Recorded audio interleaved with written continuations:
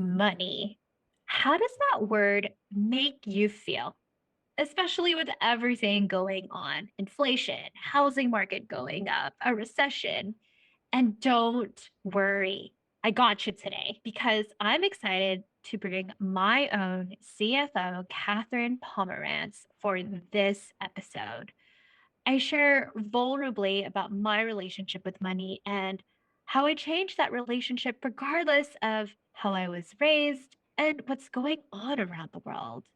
So, how did I change my relationship with money and how can you? Well, in this episode with Catherine, we talk about putting money routines and having a better money mindset. All right, let's drop the beat. Hey, Legacy Maker. I'm your host and MC, Elaine Luke Artist, business and career coach for women of color and allies. And welcome to the Call Your Dreams podcast, where we have conscious conversations to help you create a business or career that is sustainable, abundant, and equitable to the lifestyle you deserve. Because our ancestors sacrificed so much so we could have this life of choice. Now, grab your coffee, tea, and/or boba, and let's call your dreams to create your legacy. Hey, legacy makers. It's Elaine Luke Artist, business and career coach for women of color and allies. And I'm excited to have my own CFO and tax accountant. It's interesting. We're recording this during tax season, like a month before deadlines. I was like, why did you schedule it during this time? But she needed a break from it. So I'm glad she's here. So I'm excited to have her come on because money becomes such a touchy, intimate, taboo topic to talk about. But when it comes to creating the life we want to have, it's important to understand your relationship with money.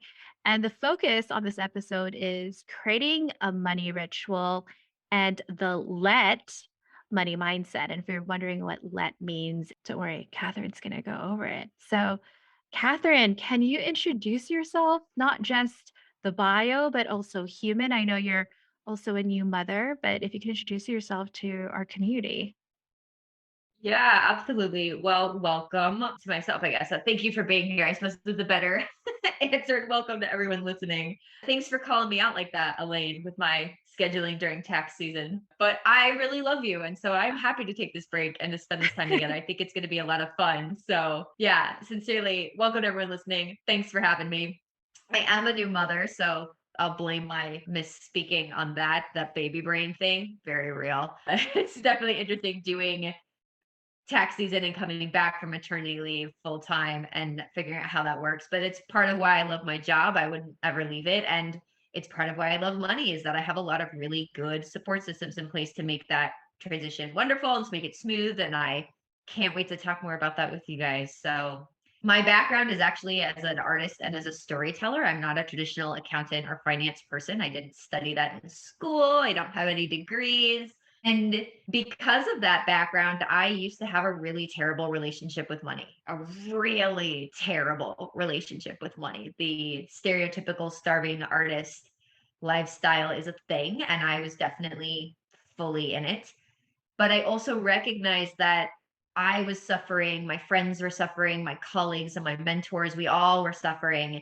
And I just started to question whether or not that was really necessary. Was it really necessary to go through all of this hard work and pain all the time to be successful? Or was it really necessary to be nobly poor for our art? I just didn't like that answer anymore.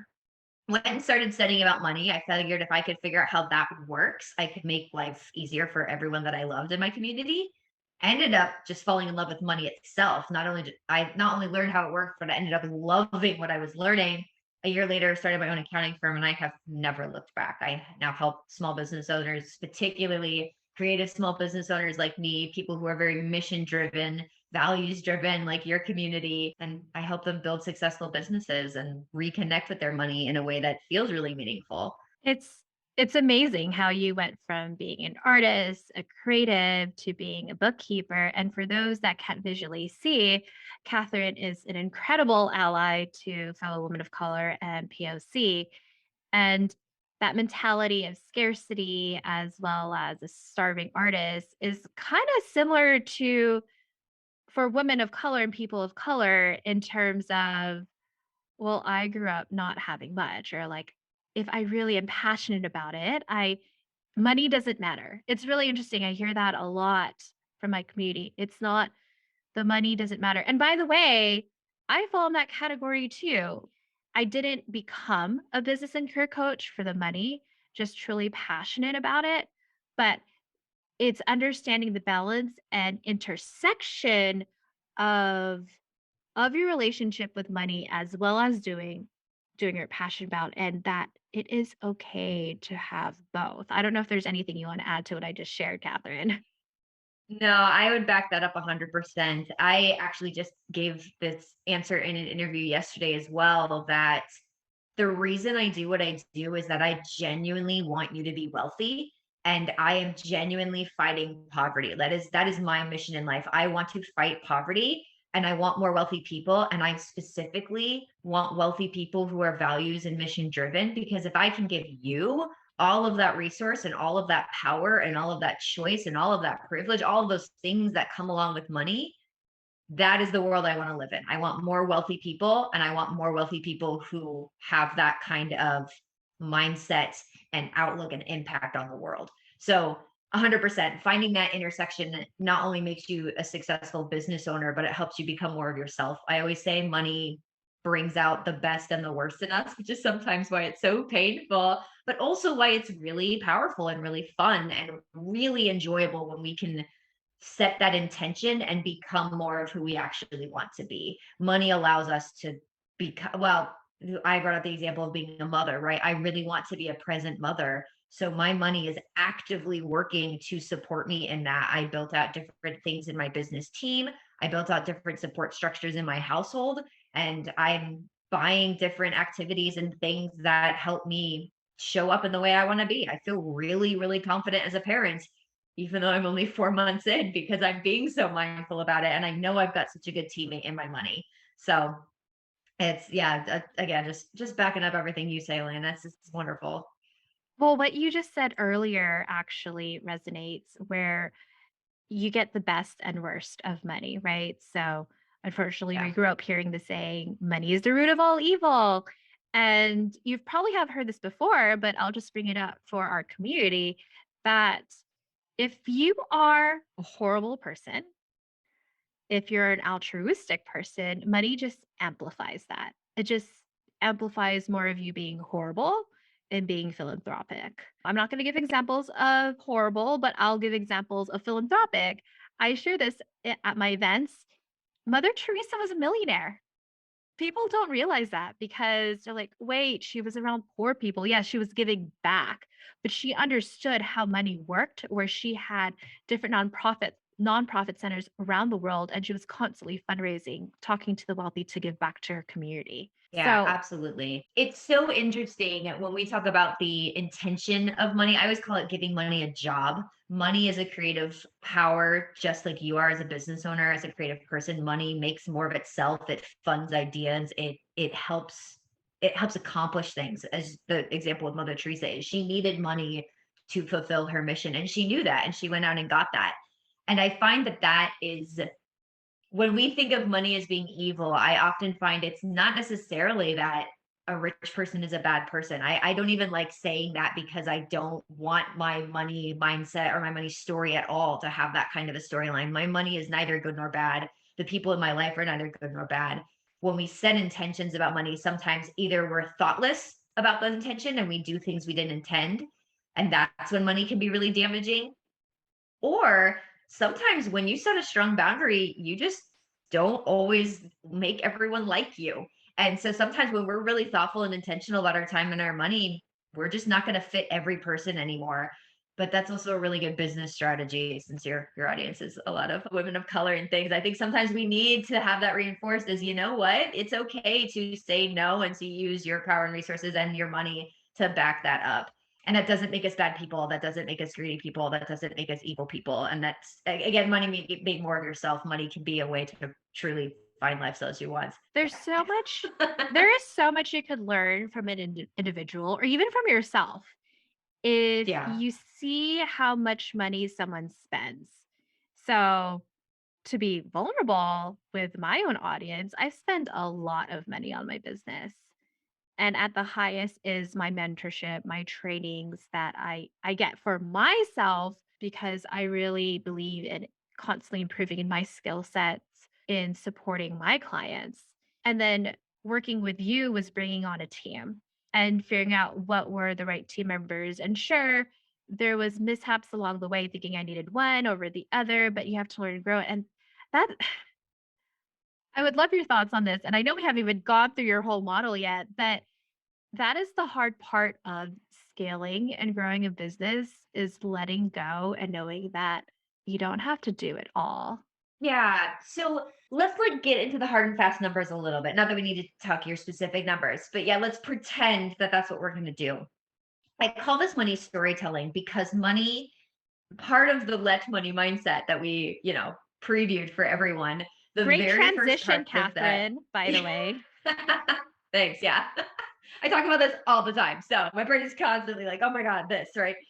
Anyway, the let money mindset, I call it the let money mindset because it talks about what the true nature of money is. It helps us become in that flow state where money is neither good nor bad. It is being used to become the lifestyle, become the person, become the business that we want. Money is on board, it's our teammate, it's working hard for that exact vision. So, the let money mindset, by understanding the true nature of money, is how we can do that. And LET is an acronym, LET. It stands for language, energy, and teammate. I'm going to repeat words over and over again. It helps us remember them. That very first letter, that L, that money is language. That is why financial reporting and accounting is really important, is we want to know what money is saying to us. And we want to learn enough of money's language. We want to become fluent enough with the jargon of money to be able to like communicate back and to take ownership of that story and to write that story. So the example you gave, if I looked at your financial reports, I could tell instantly that you very much valued personal development because you're right. It's your biggest expense. It's your biggest line item. I can give you another example on the flip side. I was working with a woman recently. She makes about $30,000 a month. And I straight up told her, you don't value yourself. And she was shocked. She's like, what do you mean? I'm like, I can tell you don't value yourself. And we dug in and we dug in and we dug in. And I'm like, do you want to know why I really know that? Because you make $30,000 a month and you don't pay yourself and you're in debt. Ooh, ooh, ooh.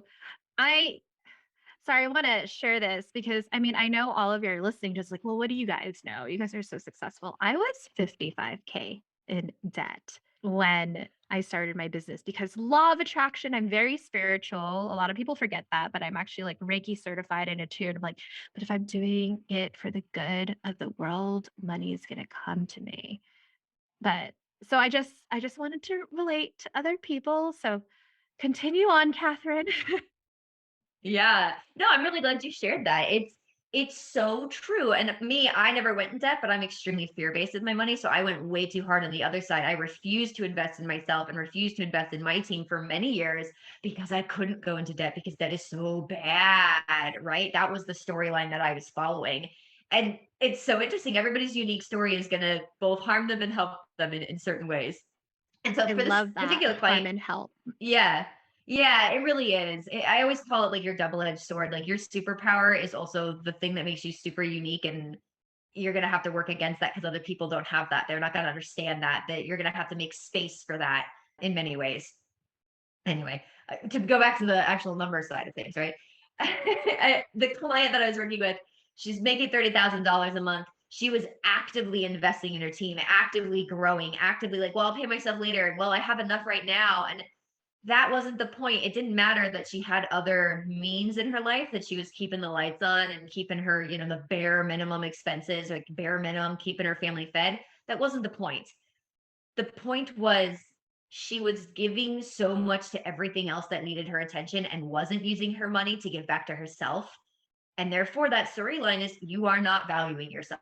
I don't care that you can, like, oh, well, I have enough, I can eat, and like I have the heat on. That's the bare minimum. And if you really want to help people and you really want to live by your values and your mission, you need to do a little bit more. You really need to take yourself seriously. Your example with debt, it's okay to go into debt. You're right to view it as an investment, particularly as a business owner. But eventually, you've got to face that debt. You've got to start doing something different. You've got to start taking yourself seriously as a business owner and taking yourself seriously as an individual. If your business is constantly in debt, that's not a healthy business. It's And not it's not okay to just, it's not sustainable. No. And it's not okay to rely on that excuse of, but I'm investing. That might be true, but if you're never actually making a profit, then what's the point? Right? yeah. Ultimately, what's the point? Well, I want to go back because I know debt could be such a triggering word, and I want and since we're talking about the language part of Yeah. let is when I'll be honest, when I finally faced it was because I'm in a relationship with my boyfriend. He's like, "Hey, you should probably look at that debt." I'm like, "No, it's fine." And then I finally looked at it, really looked at my numbers. It was all credit card debt for my business. And I was like, "Oh my gosh, the money I'm making is not even touching paying the balance." And that's why it keeps growing. I needed to see it. And going back to what you mentioned, money is neutral. I I don't have my net worth or the number define me. It's neutral. It's just showcasing, okay, this is where my money is at based off of past behaviors. Because if we see that money and it defines us, it stops us from moving forward to create new action. So I had to eat a lot of humble pie, go get a loan because it was low interest. It paid off all my debt, paying it off monthly. And my credit score and everything just went off the roof. And then I just started getting it seriously. But I had to change my language around it that it's not defining me, one. And then two, I also am actually grateful for it. I know that sounds weird, but I'm grateful for it because it made me better as a business coach, money management.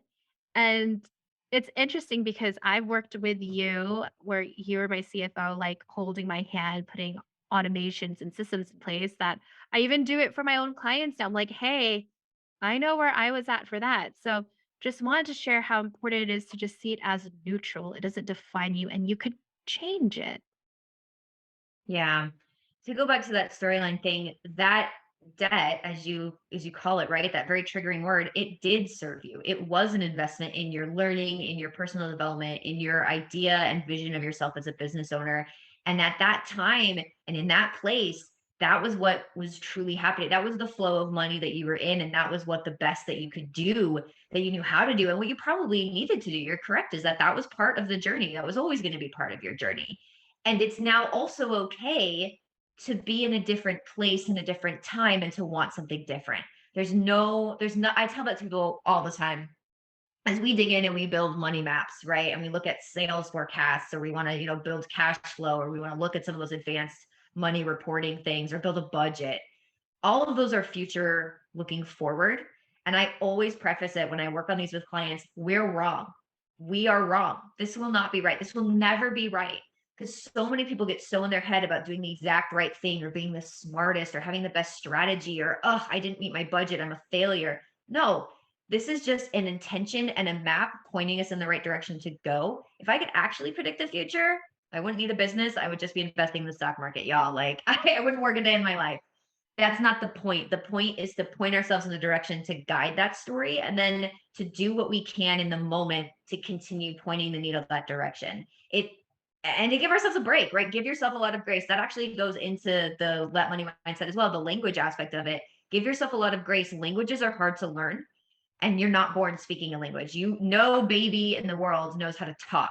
They have to learn it. And it takes a long time for a baby to learn their first word. And every language you learn after your first language is harder. And I know many people in your community probably are working on their second or third language, right? Immigrant families, you have people in your family who don't speak English well, and it's very difficult for them.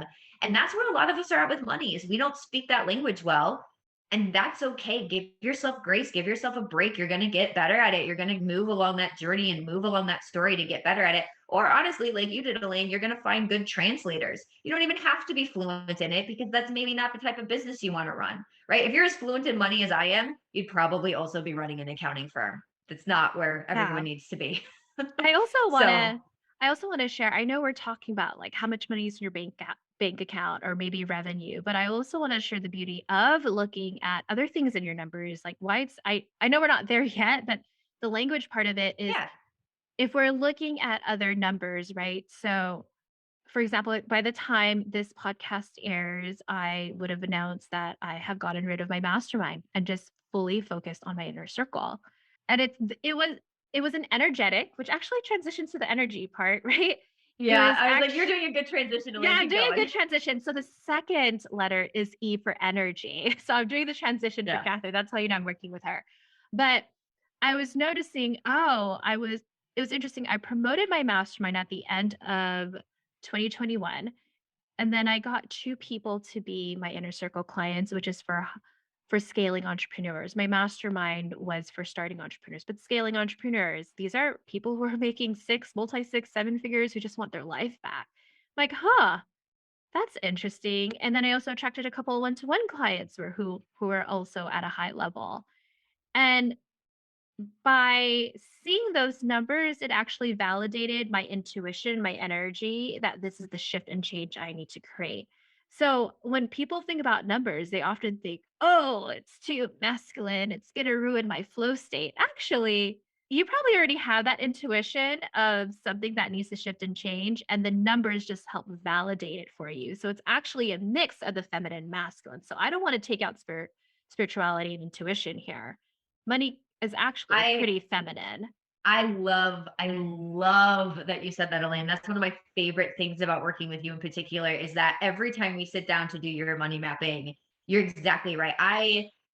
The way that my intuition works is I'm not a visual person, I'm not an auditory person. I'm a knower. Like I just know things. I'm not an expert in intuition coaching, so forgive me if I'm not using all those words right. But part of the reason I'm really good at that and I can give that to other people is my money.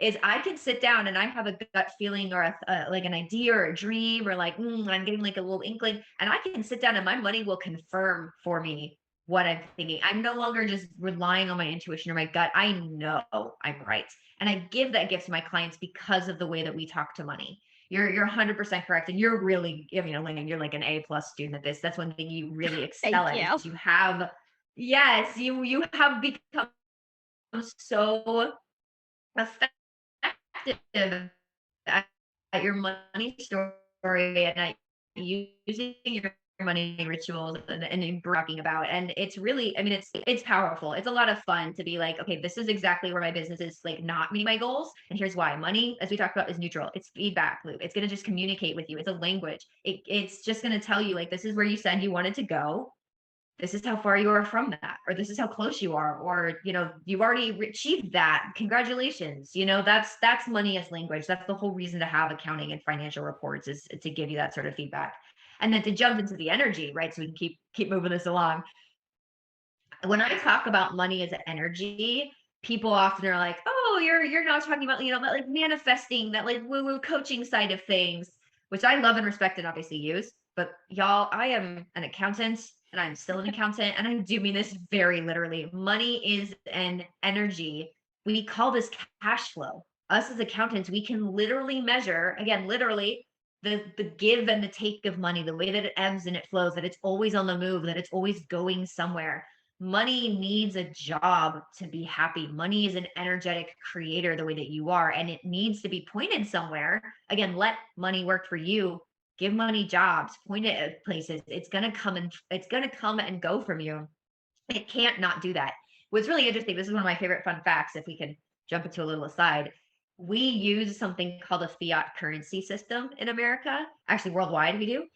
And all that means is that there's actually nothing backing up the value of the dollar except the agreement that we've made as a society that it has value.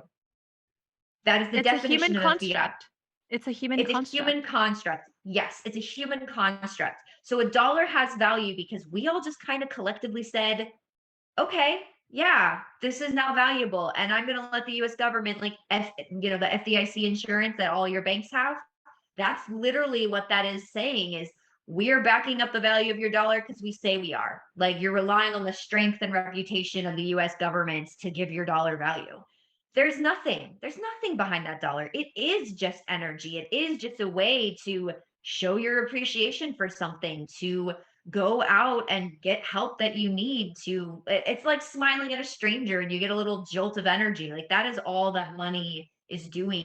We call it cash flow in accounting and I call it energy. It is the language and the energy of money. If you can communicate with it and harness its energy to give it a good job, money becomes your teammate, which is the final T of that. And that's the let money mindset. That is how, as you describe, Elaine, you can pair the masculine and the feminine together to be in that flow state, to be really honest and aware and intentional with just what's happening in my business. I need a clear look and I want to like answer some questions for myself. Your money is your best tool for that. It's totally neutral. It's already a language. It's already an energy measurer. It wants to answer those questions for you. I want to give people a resource, which is actually a book you recommended I read called Soul of Money.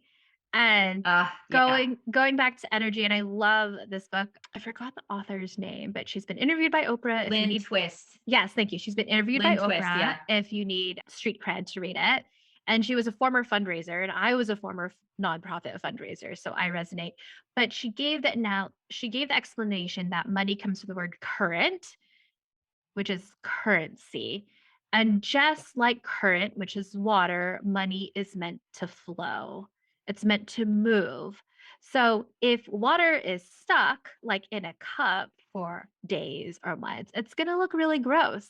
But if you notice when you go hiking and you go to the highest point of a mountain, the waterfall, the water's the cleanest at the top because it's moving really quickly. And so I trick myself, and it's kind of going into the teammate part where, ooh, I'm so excited to give this money to my team member, or I'm so glad that I'm paying for this rent or mortgage. It's changing it around. So I wanted to share that with a soul, like the soul of money. And then a second example, we're talking about energy, and then we'll go more into teammate is so Catherine's my CFO. As I mentioned, I meet with her monthly. And so it is March as we're recording this. So last month in February, and I know Catherine won't just share it blatantly, so I have to share it because there's NDAs. But February, I was telling Catherine, oh my gosh, my numbers are low. And it's interesting because even before our call, I pulled up the trends and I'm like, oh, February tends to be a low month for me. I've been in business Yeah. for 4 years, almost five. The great thing is that when you're in business for years, you have financial data. And and that's what I mean. It's important to look at your trends, what's working, so it doesn't come off like, oh, what the hell? Why did this happen? Like, okay, I just know what happens in February's.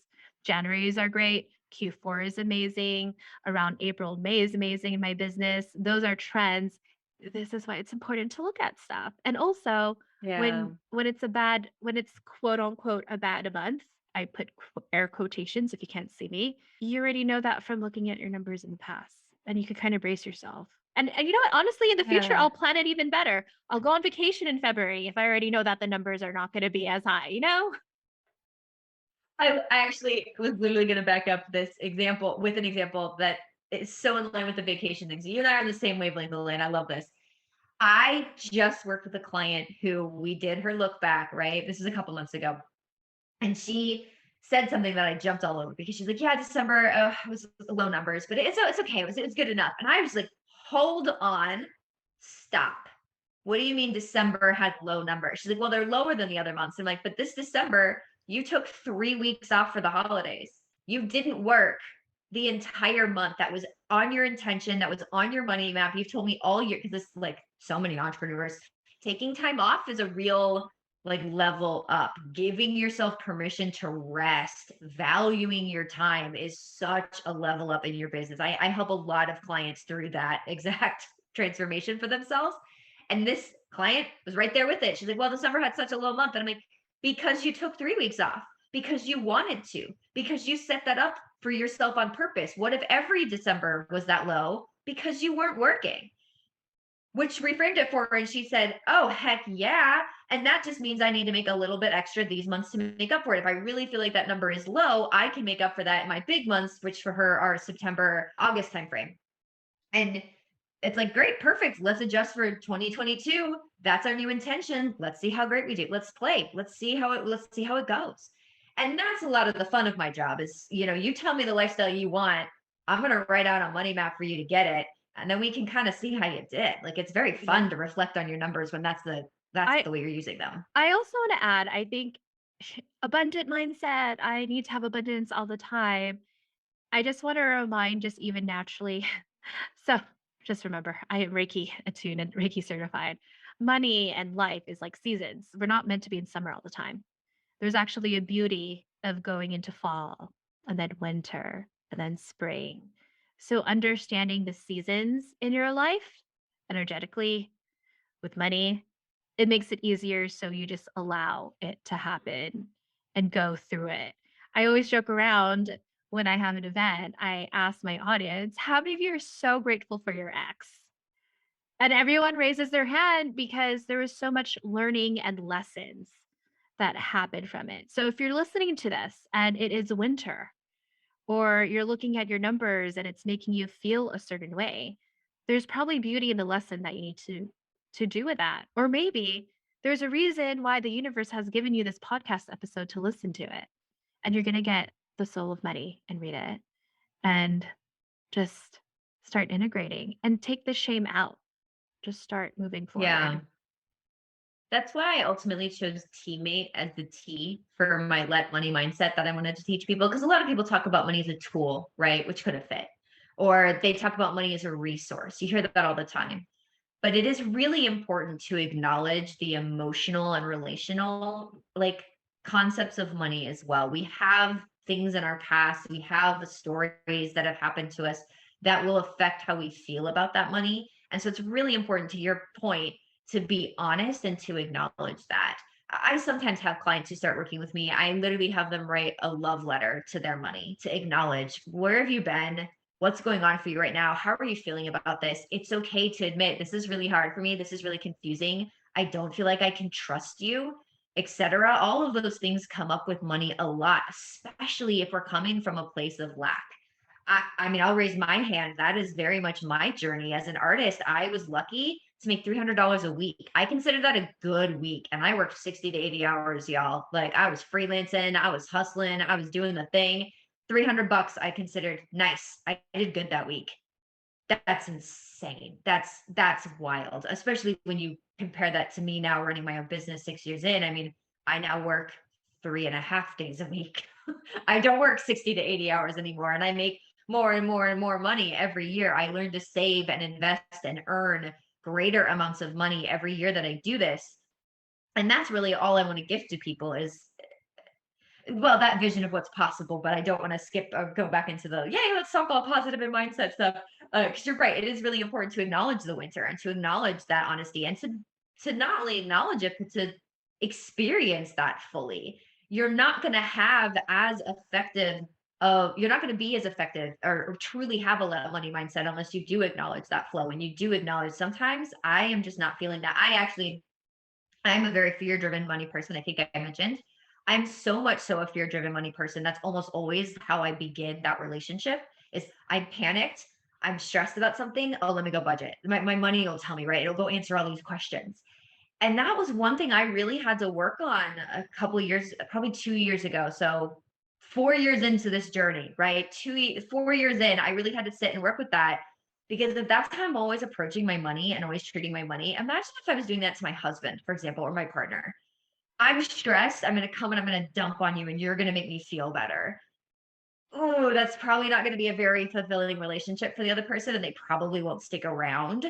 And so it's probably better to at least preface, hey, I know I'm stressed and I'm sorry. This is where I'm at. This is what I can bring to the table. What can we do together? Is there a way you can support me through this until I've learned to do better, until I can move forward in my own story? And that is going to give you a much healthier, much more curious, much more playful attitude towards not only how you react to your business, but how do you react to your how do you react to your money, excuse me, but how you react to your business, how do you react to your relationships and that vision for your life. That's one of the really, I keep saying that's one of the really fun things about my job. I'm in tax season, y'all, and I'm just having a blast. That's why I actually enjoy doing interviews during tax season. I'm in the thick of it, and it's just so great. But it is, I'm in the thick of it, and it's so great because to help people move to that idea of, I don't have it all figured out. I may be overwhelmed, or maybe I'm even worse. Maybe I'm literally in the darkest place I've ever been, and I have no idea how I'm going to make it work. But I'm going to start believing in money as my teammate, and I'm going to start showing up with curiosity, and I'm just going to see what happens. I'm going to try to learn this language, and I'm going to try to honor my own energy and give money jobs so it can have its energy honored. And let's just see how it goes. To watch people go through that transformation and to watch them develop and level up their skills each time they sit down with this mindset and they sit down with their money rituals, they end up in really, really cool places. I see really amazing things happening every single day because I get to work with money and numbers, and it becomes such an effective tool and inroad to do that deeper work, that meaningful work, that values driven work that we all actually want to do. Money is a really good way to unlock that and be honest and intentional with it, I find. So, Yeah, and you were talking about things like, I mean, you've heard the stats, everyone has usually, is, money's the reason why people divorce or get separated. So I liked that you yeah. actually had that. You mentioned having that conversation. And like I said earlier in this podcast episode, my boyfriend approached me like, hey, you're in the set. What are you going to do? Rather than avoiding it. Right. And I'll be honest, I was like, no, I'm doing good work in this world. Universe, God is going to give me my abundance, as opposed to like, hey, this is what's happening. So just like we were saying for tax season, both me and my boyfriend were vulnerable with one another, and we have our own separate finances. In fact, we're not married yet, but I told him, yeah, I want prenup because I know both of us do things differently with money. He's more of the saver, he's an accountant. I am an entrepreneur, so I'm going to be spending a lot for my business. And he appreciated that we had this honest conversation. He was like, "Oh, I was going to approach you for it." Like, "Oh, I'm going to start this conversation right now." But even in tax season, he just had to pay off a big bill for taxes. Right now, as we're recording, it's right before my retreat, and I told him, "Oh my gosh, my bill's going to be high this month because I'm spending so much in the retreat." However, I put a list together of leads that I have and calls and conversations I have where it can come in. Like, I'm looking at potential leads of like $140,000. So when we're talking about money mapping and tracking, it's not just what's here right now, but are you also tracking what are possible revenue streams that are coming in? Are you tracking how many sales conversations, how many collaborations, because it shouldn't just all be sales conversations, or even with Catherine doing a podcast interview where it they potentially lead her to other clients. By the way, I'm assuming I am that I'm Catherine's probably number one referral because she gets so many clients from me. So I know that this was a benefit for her to do this. I also know you love me, but I did. Well, yeah. I all enjoy of the talking above. about it too. So this is fun. Yeah. But it Yeah. just tracking all of that. But anything else you want to add to what I just shared? Yeah. I think the thing that I want to leave people with is not only the idea of the let money mindset, right? The let money mindset helps us be in that flow. We want to honor money as a language, as an energy, to make money our teammate. You were kind of driving forward to the idea of that money ritual of, you have a ritual with your boyfriend where you sit down and you talk about these things, and you have a ritual about the types of numbers that you look at, and you're very, very, that's one of the things I admire most about you, on Aline, is just how like honest and frank you are about everything that you do in your business, and you're such an inspiration to the people who get to work with you, that you shared, these are the types of numbers that I look at. This is the type of like money mapping that I do. And that becomes part of your ritual as well. And that's going to look different for every person. But a couple of things that you do that stand out to me, and that I teach everybody to do, is to set time and to treat it intentionally, and like it's that date, like it's a date with your boyfriend, like it's an And important conversation. I want to Yeah, add, go so ahead, jump in. just because I know we know what we're talking about the term. So for what we're trying to share is looking at your budget, except we don't, both Catherine and I don't like using the word budget because it's so constraining. But so often when people look at their numbers, like, okay, time to look at my budget. But what Catherine's talking about with the money ritual is actually changing that term, changing the energy so you can make it fun to look at it. And Yeah. honestly, I share this with my boyfriend, like, hey, this is what I choose. Like, I don't do that. I just look at spreadsheets because he's an accountant. So it's pretty boring for him. I'm like, well, this is what's going to make me look at it. So I'm going to put a candle, Palo Santo, listen to Mr. Bear's Budget Bangers, which if you want, I'll put in the show notes, is 1990s and 2000 hip hop, and look at my numbers. But continue on, Catherine. Yes. Yeah. Ugh, sorry. I'm like, there's so many good things in that, Elaine. I'm like, I'm gonna pull all of them out. No. So yes, driving the let money mindset is step one.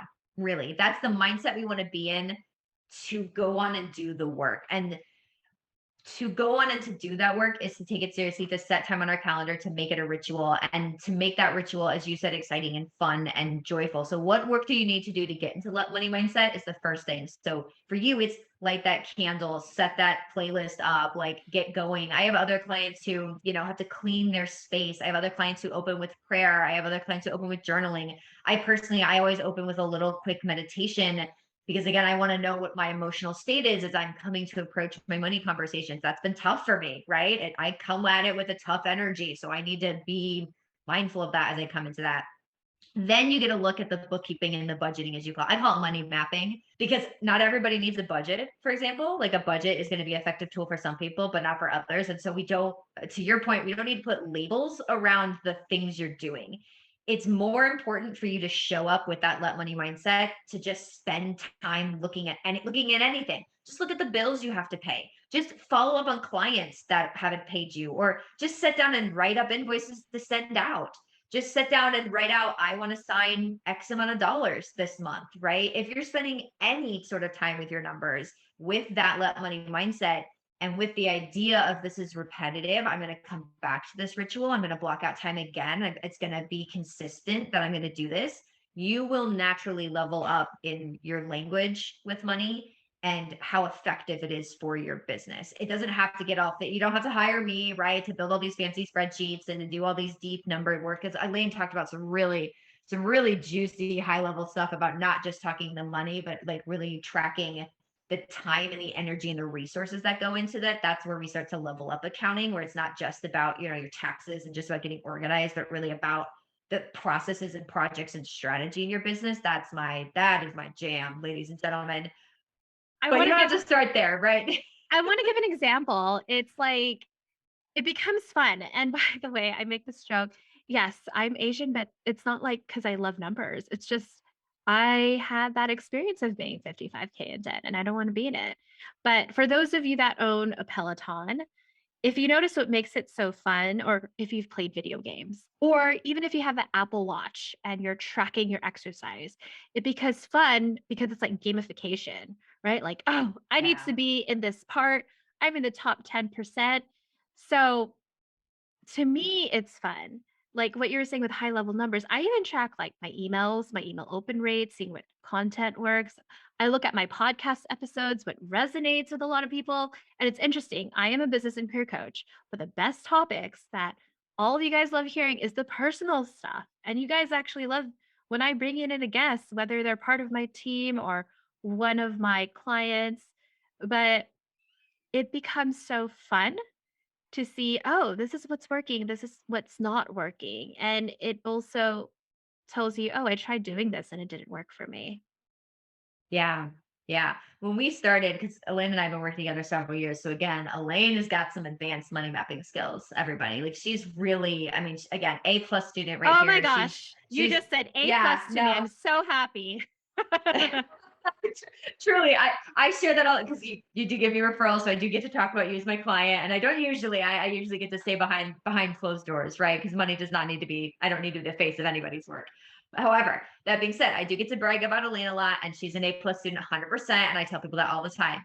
You have done such a good job of keeping to your ritual every week and leveling up your skills here, and it is a lot of fun. But when we started, 3 years ago now, the very first number we started tracking, your very first KPI, key performance indicator, was just, I mean, how many referrals are you getting? That was in line with your value around community. That was in line with your value and the vision for your business. Is like, well, are people excited to work with you? Are they enjoying your events? Are they inviting other people to them? Just start there, right? That just Yeah. track the one thing. And from there, now, yes, your open rates. And I mean, I don't want to give too much away about launches and things you have coming up, but we are doing a lot more than that, Well, ladies we and are, gentlemen. looking at everything, and I know this is not the episode on systems, but if you want to, you could listen to it with my operations consultant, Jenny Jones, on how to scale by letting go. But when it's just interesting, like seeing my relationship with money and how it's changed. But I will be honest, like last year in 2020, I had all these programs. And now this year, working with Catherine, with my whole team, like we're simplifying it where I really want to focus on Inner Circle. And then anyone else who wants to work, like Inner Circles for scaling entrepreneurs. And the reason why I love working with them, it's fun. They're not worried about money. They're not really worried. They just want their life back. So we see how we adjust and adapt. And it's interesting because I'm even doing it, I'm constantly doing it in my business. You, the only constant is change, where it's like, okay, I just want Inner Circle. And then if there's any beginning entrepreneur clients or career coaching clients, it's one to one. But those are really special people that are working with me one to one because my energy is important. And Yeah. and when we're talking about energy, I'm also even talking about time because one of the things that you actually taught me was time tracking. I'm literally time tracking right now. I timed I've been doing it for the past 2 months. I haven't done time tracking in probably a year, but I need to track my time in terms of, okay, how much time does it take me to do like record podcast episode? How much Something Yep. that I just recently did was I was like, "Oh my god, it took me an hour to do this social media post," and I added something new, doing an accountability system with my clients. So I told one of my team members, "You're going to take this on. I'll still edit the social media stuff like on a Google Doc, but like you just post it and do everything else because my time and energy needs to be with my current paying clients." Because an important top value for me is my clients come first before like prospective clients. And it even shows in the numbers too. Like I know right now, 33% of my clients comes from referrals and 66% comes from renewals. And minus the numbers Yeah. thing, It's it's a just easier to keep a client, minus even yeah. looking at numbers. It's a little known secret. I love as you talk about how you're refining and clarifying and scaling down and doing well, Yep. scaling down. You're actually scaling up. You're doing more and more in your business numbers wise. Your numbers get bigger. You're handling more team members, you're handling more types of things, but you are getting more focused and more specific about who you serve and how you serve them. And my most successful clients, and every year I do this, that is the work. It's about getting more intentional with our money, setting those firmer boundaries. The less we work, often the more money we make because we have just nailed it. We know where we're the most effective. We know where our money's happiest to be serving us. We know where we get the most bang for our buck, literally. And that's something that a lot of people don't admit or acknowledge about a lot of seven-figure women. They're really good at the one thing and they know their one thing and they have focused in to make everything in their business and in their team about that one thing, right? I constantly talk about your mission and your values, and I'm going to constantly continue to harp that about with anybody that I work with because the more I can get you, again, focused on that, more of being the person you most want to be, becoming that like lifestyle actualization, as we were talking about at the beginning of this interview, to loop it all the way back around, right? That is the point of this work, is to help you do less and become more effective because you'll make more money. And it's really fun and enjoyable. And Yeah. it's great to give yourself a break. I want to give the example of Olympic athletes or Michael Jordan, right? Michael Jordan played basketball and then he switched over to baseball. And then at that same season of baseball, he went back to basketball, didn't win the championship because his body was formed and trained as a baseball player. So he couldn't perform at a peak as a basketball player. But with Olympic athletes, they trained for 4 years for one event, maybe a couple, but it's not like you see a skier end up being on the floor doing gymnastics. They're focused. And when you're starting and it's not saying that you can't do a lot of things, but when you're starting and scaling, just be mindful of all the resources you have. Because so often people see like Oprah and Tony Robbins, they're doing all the things. Yeah, because they're billionaires or millionaires. Like they have the resources, the team to do that. Not saying you're Yeah. not able to have that in the future, but where you're at. And with each program that you have is a different types of systems and team members, which is going to cost more money and energy. So by Yeah. me focusing just on inner circle and helping my clients focus on that, you are focused on the one thing. By the way, get the book, The One Thing, which is a great book. Yeah. It is. It just becomes easier. Go ahead, Catherine. What are you going to share? Oh, no, I was just gonna reinforce that is again a great place to go back into your money to make it playful. It's okay if you're at that spaghetti, like throwing spaghetti at the wall kind of a thing where you don't know your thing yet and you don't know what works yet. That's okay. And still, again, having that money ritual and having that let money mindset where you're curious and you're playful and you're in the flow and you're experimenting, that's going to change your intention about all of the trying all the things, and you're going to figure out what works faster and be effective faster and get focused faster and find your thing faster. So if you feel like you're just starting in business, right, and this conversation is a little bit like, ooh, I'm maybe excited about it, but this is way over my head, or this is just not something that I need right now, it's still something that you can use because it can help you become and find that mission for you. If you come Yeah. at it with, I'm playing with my numbers, I just want feedback on how I'm doing, which money again is really effective at giving you, you're going to be able to find your answers to those types of questions really fast. I will say the first 6 figures are hard. I remember that. I mean, that's what my Yeah. mastermind was for. It was to help people hit 6 figures.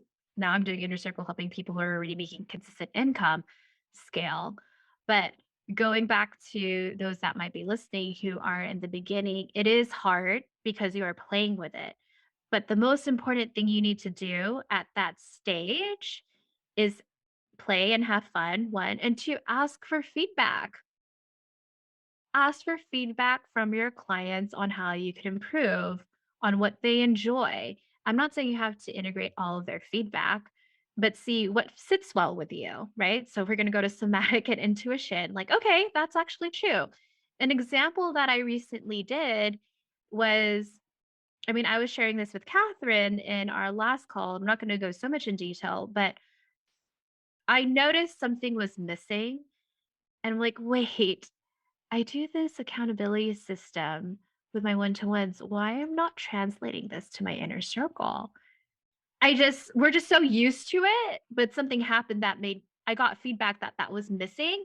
Like, oh, this is when I need incorporated input. So now my inner circle clients, they receive these beautiful accountability docs and action items every single Monday from me, where I've just gotten so much positive feedback. Oh my God, this is amazing. This is helping me stay focused.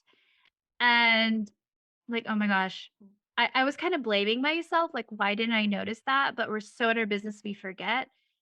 And Yeah. adding that has just improved my client satisfaction, which is what I care about. And if you notice, I said client satisfaction, not client results, right? But client satisfaction and client results because I share client wins every Monday. And it realized this is what I need to focus on. I need to focus on serving my clients. And what happens when you scale a business, as you're adding more, you need to subtract. So since that takes away time, I'm subtracting time from being on social media and having my team take care of it. So when you add, figure out what to subtract because your time and energy is important. But I know we could go on and talk, Catherine. Yeah, I know. Yeah. I would, as you know, because Catherine is an avid listener to this podcast, I would love for you to share what is one reflective question and one action.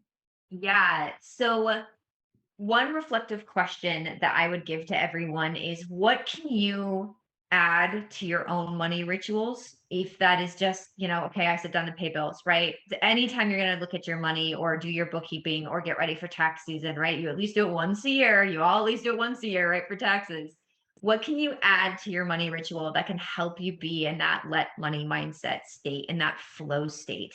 What is a thing that you have at your disposal that you're already invested in that makes you feel good and playful and curious? Can you incorporate that into your schedule regularly so that you can show up for money? And then the action is do that. Put it on your calendar, do it regularly. At least once a month is the best time frame. So that's my takeaways for you guys. And if anyone wants to learn more about your work, wants to connect with you, How can they do that? Absolutely. So one of the best places is to go to my website, katherinepomerantz.com. That's Catherine with a K and Pomerantz with a Z. There is a couple free resources there that you can sign up for. You can also go there and book a discovery call.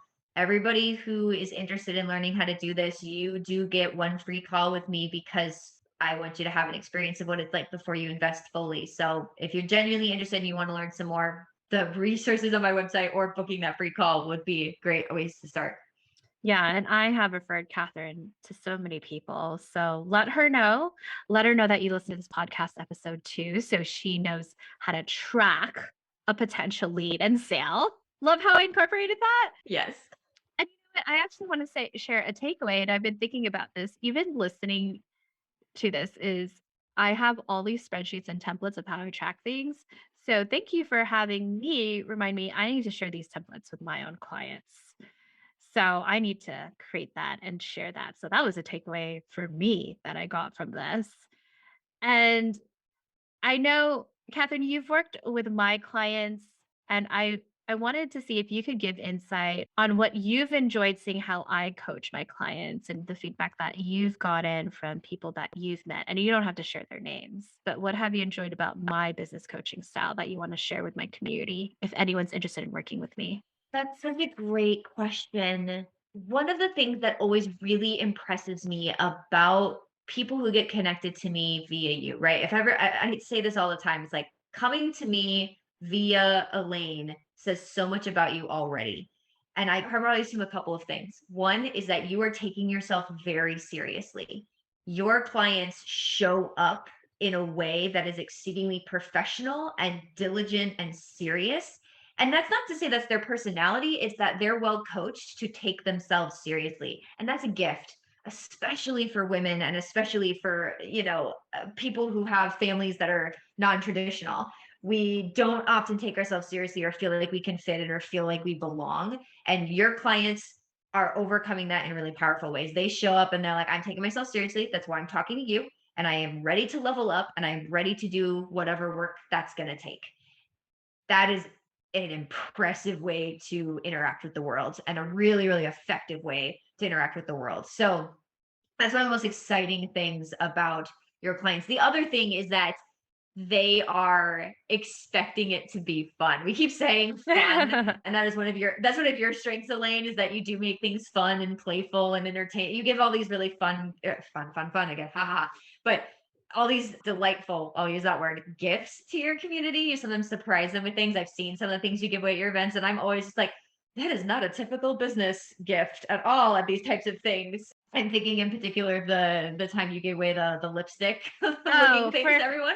I give vibrators away to my clients, and my clients aren't mothers like Catherine, where a child will probably be curious. So, how I kind of hide it is the vibrator is actually a lipstick, or it looks like a lipstick, but it's not. So, lips on lips, get it? Yeah, I'm pretty fun. Thank you for sharing that with folks. You're very fun. Yeah. Why do you Yeah. want So to your work with clients are both. Elaine? She gives you a vibrator. I am not a sex coach. There are other people for that. I was gonna be more coy than that, but yeah, own it. Again, Elaine is honest and frank, y'all. Like you will never not get the real answer from her. So that is the best thing about your community is that people are willing to do the work, take themselves seriously. They're ready to level up in their life and their business, but they also expect it to be really enjoyable. They're not super serious about the whole thing all the time, and that's great. Well, That's what fun. both of us have in common is your business needs to be around your life. Like, what is the life you want to create? Not the other way around. Yeah. So, Catherine, thank you so much for your time, especially during tax Oh, well, season. thank you, Elaine. No, I'm in the thick of it. I love what I do, and I'm really happy to share. So, thank you guys. Thank you. Legacy Maker, how do you feel after listening to this episode? And if you're like, Elaine, there's so much more I need to do with my relationship with money. I just want you to see even my own example. I've come a long way in my relationship with money. I'm still working on it. And just like what me and Catherine talked about, your business should revolve around your life, the life you want. especially since I'm recording this outro. It is summertime, and I don't know about you. I just don't want to be in front of Zoom. I want to be present with loved ones, watch all the Marvel movies or whatever is out on Netflix. Now, that's true abundance, not necessarily watching, but just being completely present.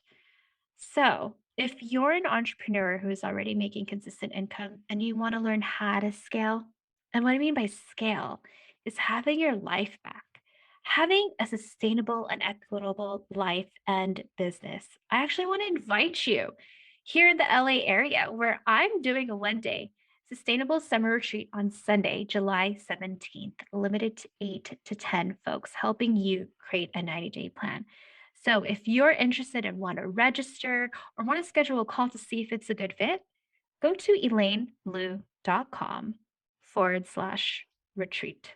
And if you're like, Elaine, I can't make it because, you're probably having summer plans, going out, having a vacation, but you are interested in working with me and you want to see if it's a good fit, then schedule a complimentary 30-minute call where you're going to get 3 action items towards your goals. And if we're a great fit, great. We could talk about how it looks like to work together. And if we're not a great fit, great. I'll refer you to other people and resources. So it's a win-win situation for you. So go to elainelu.com/call to schedule a complimentary 30-minute call. Legacy Maker, if you love this Color Your Dreams episode, we would love it if you can leave a rating and review on Apple, so more women of color and allies can benefit too. And if you have 1 or 2 friends that would get so much from this particular episode, please share. The intention behind the Color Your Dreams podcast was to contribute and give back to our people. All right. We'll see you next Thursday for our newest Color Your Dreams episode. And don't forget to color your dreams to create your legacy.